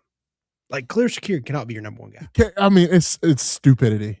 That is organizational malpractice for Khalil Shakir to be their number 1 receiver. Like Keon Coleman, we give this grace to young. Oh players. man, they believe in him so hard. Eating cookies. Shout out to Cam, man. I mean, if he wasn't such a great personality, we wouldn't like him as much. You know? Bro, he'd be Everybody would be cut. like, he gone, and he can hoop. Yeah, man. True. I don't have anything else said. Bills by 90. Bill's 9. Okay. All right. Josh Allen. All right. Last one. All right, final game. Let on it the rip, buddy. Let it rip, coach. NFC side, the oldest rivalry in all of sports history, Bears, Packers. This will only be, I think, the 4th time we're seeing it in the playoffs, which is insane. The last time these two teams matched up, I was at Soldier Field. I was watching the Green Bay Packers go to the Super Bowl. Sam Shields with a game-saving pick. BJ Raji, pick 6 right into the side of the end zone that I was sitting at 16 rows off the field. It was incredible, and it was also incredibly cold. The Packers were 1-1 against the Bears this year, but let's be honest, if they did not ultimately botch an onside kick like they did against the Seattle Seahawks in 2014, they would have been 2-0 against the Bears. They had the Bears dead to rights twice this season. The Bears are favored by 1.5 points. Again, kind of weird at Soldier Field. I think we sort of know that the Packers sort of have their number, and ultimately they're the better team, even without Micah Parsons. So give me the Green Bay Packers to become only the second team as a 7 seed to win a playoff game. The other team to win a playoff game as a 7 seed. Oh yeah, the Green Bay Packers back in 2023. That's what they do. Underdog status. Fans own the team. Give me the Pack in Chicago. The Bears stay our little brothers. I am picking the Chicago Bears. Do it. Love it. Because I believe in Caleb Williams. I'm a huge Caleb guy. I've always been a huge Caleb guy. It's not a secret. I love the supporting cast around him. Luther Burden, I think that pick is looking very, very, very good. DJ Moore. Best tight end combo, I think, in the league. Colston Loveland can take anybody's woman in this room and can give your favorite corner 100 yards at any given time. Cole Kmet is going to do the work down low. Great running game. I just like it. And then also, selfishly, I want Matt LaFleur to be traded to the Atlanta Falcons, and I think he would entertain that. There's supposedly there's supposedly a veteran coach in the NFC that has his eyes set on the Atlanta job. You might be thinking about Jeff Hafley. I think Matt LaFleur would love to go and coach Bijan Robinson and a great O-line and Drake London and Kyle Pitts. And just a veteran coach in the NFC. They're saying Matt LaFleur, baby. Used to be. That was at Atlanta at one point. They're saying LaFleur's got some interest. You know, we'll see. He's maybe his brother. Nah, he's done it with CMC. Shanahan, Kyle Shanahan. I don't know. We're gonna see with Bijan. Bro, that's good families. Boy. He's like, you know what? Bijan and Drake London, dude. He's like, I have used and Kyle Pitts. He's like, I have used CMC for all he's worth. I move on. To I use it. It's like, where is my next running back? It's the next version of Debo, Kittle, and CMC with Bijan, Pitts, and London. I'm not going to lie to you. I actually don't. That would be the greatest thing to ever happen for Kirk Cousins' career. Oh yeah, he would get another 5 years. Or would it be? Would it be Kirk or would it be Michael? It'd be Kirk. I don't think Michael can walk anymore, bro. Michael might be on Chat It Up with us in about 6. Oh, okay. Yeah, he might be our fun guest. Like, what if the Michael Penix story? You know, especially that's what his 5th ACL. Yeah, man. Oh God, is it 5? It's 5 knee surgeries. He's torn it. Still, because he tore both of them at Indiana, didn't he? Yeah. I mean, I make fun of my uncle who's in his 60s and he's only had 3. I'm like, oof, God. Yeah, man. Love the knife. That's brutal, dog. Yep. All right, Drew. I don't know. That's so real. This is like the Packers have been so uninspiring this year. Even when they weren't banged up, they were losing to the Panthers, and I mean the Bears just felt like they're not very good, but they've squeaked by every team possible, and they feel like they're the team of destiny this year in some of the ways that they've been able to pull out these games. I guess I'll take the Packers because if you look at this game, I think Jordan Love is the single best player in this game. So he is playing, right, Greg? He will play, yes. He was cleared last week, but they just held him out because we don't need any more injuries, concussions. Let Clayton Tune go out there, hand the football off. Yeah, Packers are getting healthy. You said it, little brother. I think the Bears are still going to stay the little brother. I'll take the Packers. Again, I don't know. You don't love the pick? No, this game feels very ugly to me. Like, I understand why it's a tier 1 game because it is the rivalry and it's exciting for both fan bases, and I think it's going to be the most watched game of the weekend. Saturday night. Yeah, I'm very excited about that. Not too crazy about either team. Joseph. I'll keep it short and sweet. I'll pick the Bears just because I really like Ben Johnson, and I'd like to see him make a little bit of a playoff run. I think he's fun. I think he's revitalized this Bears team, this Bears fan base. I think they'll be really, really, really hyped at Soldier Field. So give me the Bears. Give me the Bears to win. Close game, 23-20. Yeah. I do feel like this is a similar situation to how Indiana may play out these last 2 years. I think the Packers go in there and just rip the souls out of those very happy Bears fans. It's going to be, I think you're right. I think it's going to be ugly. Love it, Chase. And I think, there's always going to be like, was Caleb the guy? And then I truly believe, I think the Bears tear it up next year. I think they get like this whole continuity thing. It's like their villain origin story. Yeah, this is like the whole like we needed to lose this game. We got so hyped. We've got a home playoff game against the Packers. Let's go ruin their lives. And then they're like, nah, we got you guys again. And it just this might be Caleb's FU moment of like, I can't believe I lost this game. He'll probably throw a pick. All the little terrible things that could happen as a Chicago Bears fan, because that's a tough fan base right now. I know they're very excited. And I do think they've got a good quarterback. I think they got a great coach. I don't know if Caleb's the greatest thing since sliced bread like I thought he could be. I do think he's very good, and I think they got the right formula.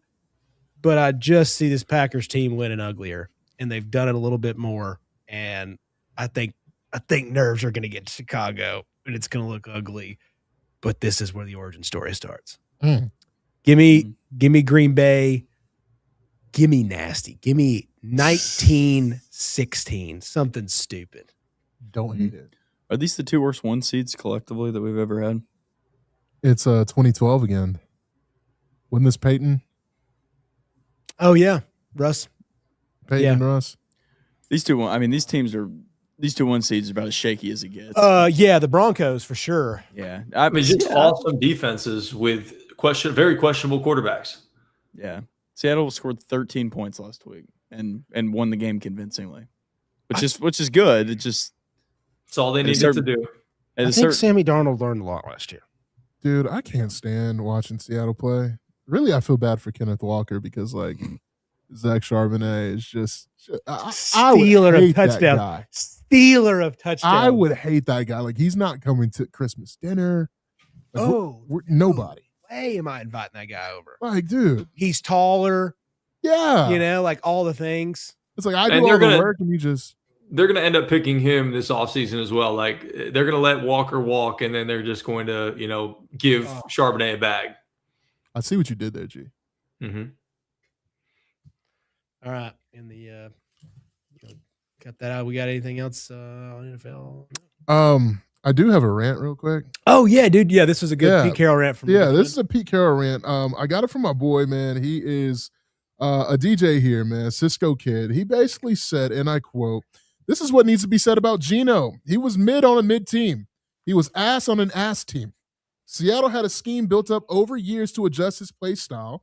This man came to Vegas with Shit Kelly, calling only screens and zone checkdowns, none of which to Brock bleeping Bowers, by the way. Had an O-line built off of a father-son Nepo relationship and Tyler Lockett as a wide receiver 1. After they traded Jacoby Myers, I still miss him. All that said, he was bleep on his own. Ass. Worst QB in the league, ass. And then this includes brain dead Tua. You've got to be really poopy to be on a poopy team. Damn, he's poopy. His poop made the rest of this team stink, and they were all poop. With that being said, the Raiders gambled, pun intended, on 2 old men when they both got stripped by Vegas. Geno's a bleep who flips off Raiders fans and the entire NFL fandom and needs to never hold this against Pete because his legacy should have never been touched by the black hole. The only saving grace behind Geno is that this cap hit isn't that high. He leads us to a first overall pick, and his contract has opt-outs. I don't think his contract was bad at all, and where the Raiders were at all time, he wasn't the worst option out there. Spytek cooked on this because he created a way out. Geno was a terrorist. Spytek cooked and crafted an exit plan if needed, and the Raiders need to find Jesus in Mendoza. In rant. That was beautifully crafted. Yeah. That's from Cisco Kid, man. Chattanooga's very own. Good brother, by the way. I felt the pain through that message. Yeah, biggest Raiders fan I know. I'm so sorry. That's another tough fan base. Yeah. That's rough. Especially out here. It's diehard too, man. Diehard. So shout out. I mean, Raiders, I think Mendoza's going to get it right. for him. I mean, they got a lot of pieces out there for the Raiders, man. I mean, Brock Bowers is a superstar. They still got to build an offensive line, though. That offensive line. That's the thing. It's putrid, bro. Oh my gosh, they have all the pieces you so want. much. So you're going to lose Crosby. You can't open up holes. Ooh, pause, dude. They've got a long ways to go, and they got to find the right coach. Who do you go to? Like for this, like what is the game plan for the Raiders? I think you got to find somebody that's Vegas. You know, you got to find John Gruden. Oh, God. I think that is the play. If it's me, you bring Gruden back with like the OC. Yeah, like I think you bring Gruden back and you have to get like just a wizard of a play caller. Or somebody who brings some attitude, like a Brian Flores to be like a head coach in waiting and just be like, yo, let me see how I do it. I'm gonna get us here, and then I'm gonna have you take over. Like a redemption arc of like Gruden's head coach, Raheem Morris is DC. Yeah. And then you go out and find that OC. Like they hired Kingsbury. I don't know what people watched him, but you know. I think I'm out. If I'm Cliff, I'm like, yo, Jaden, I love you, but bro, this ain't it. Let me get out somewhere. I don't know where they go. No offense, GT. Buddy, I don't know where your team's going. I mean, I know Jaden's the man, but there's also so many things about that. Ugh. It's RG3's career, like, mirrored. And I hate that because I do think the talent is there, but like, bro, like, yeah, he's had weird injuries. Have y'all noticed when you watch Jaden Daniels play football, he gets just wrecked once a game, like the Sonic coins knocked out his ass, like that happens, man. He's not the guy. Like, you know, always heard from Kyler whenever he was running around, like he never gets hit hard. Jaden gets hit hard. Jaden Daniels, he's like Jackson Dart. They just don't know how to avoid psychopath. Like looking for contact as a quarterback in this day and age. It's not smart. It's not smart. Your best ability is your availability. Jalen, you got to stay on the field, brother. You got to be on the field for these Washington Commanders. Yep. Let me ask y'all something. Final hypothetical for the Vegas Raiders. Would you trade Lamar Jackson for Brock Bowers, a first this year and a first next year? Nope. Not the Ravens. I don't think so. No. Not the Ravens picks. If I'm the Ravens, I hold on to Lamar. I think you just need some pieces around him. Because you know you've been so close. I mean, like really, like you built that defense up a couple of years. Yeah. Plus, he missed. You just missed on receivers. Somebody's going to get a great tight end in Isaiah Likely, man. Yeah. I don't know who it's going to be, but they're going to get a dog. So, and I hate that Derrick Henry. I mean, he's getting older. I think he's got 2 more left. He's such a stud. I miss him. Ran for 240 the other day. Yeah. 210. That's all I got, man. All right. We need to wrap it up, boys. We're almost 2 hours. We didn't exactly nail this whole hour thing, but that's all right. Saturday live show. Yeah, and that's why I think we went a little over. Yeah, it's all right. We got a long week. Yeah. Long week off. Long week. 2 huge games. I mean, this is one of the best sports weeks, right? Yeah. It's a football lovers weekend, dude. Yeah. Thursday, Friday, Saturday, Sunday, Some Monday. good college ball on early on Saturday. Hey, fade Trent, man. We 8-2. I don't know why he doesn't just start tweeting out something and then betting the opposite. Exactly. I think he does. Like start fading on the yourself. low. I really do. Yeah. He's like, I'm going to fade myself this morning. Yeah. I'm going to do it. I mean, I've never seen anybody on a run this bad. Tough, huh? Outside of myself. Maybe. That's why I'm not public with it. Yeah. All right, boys. Yeah, Love man. you guys. Love Been you, great. man. Like, subscribe everywhere. Chat It Up Sports. See you Saturday morning at 9 a.m. ish.